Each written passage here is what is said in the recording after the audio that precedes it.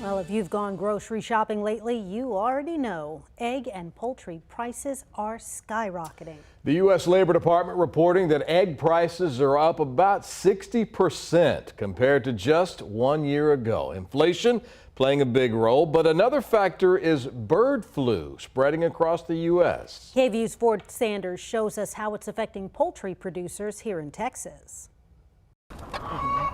A problem spanning some 47 states across the U.S. There are only a few states that are unaffected, and that's primarily because we are dealing with waterfowl. Avian flu hitting tens of millions of animals. As of Wednesday, the CDC estimates nearly 58 million chickens have been affected. In the operations in Texas, it has been mostly backyard poultry. J.C. Essler with the Texas Poultry Federation says when it comes to the chicken you're consuming here in Texas, it is safe.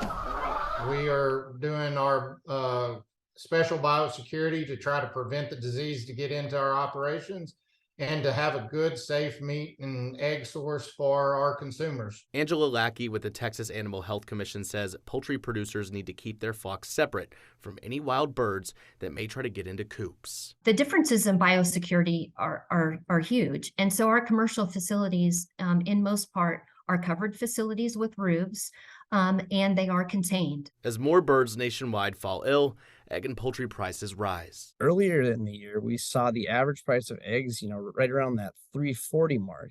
And even then, that was 112% higher than they were last year. Barrett Nelson with the American Farm Bureau Federation says now those numbers are even higher. However, he notes recovery times for poultry is much quicker than other meat industries. When you look at the cycle that it takes to produce beef, we're looking at something like 22 months.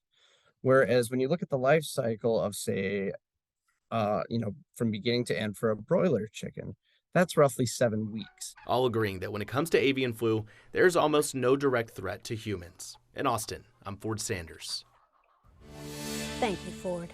A lot of Central Texans have backyard chickens, and experts say the risk of avian flu is lower among those flocks simply because there are fewer birds for a virus to spread between. The city of Austin recently loosened some of its backyard chicken rules. Instead of having to be 50 feet away from a neighboring home or business, the rule is now 30 feet. But the birds still can't roam free or make too much noise.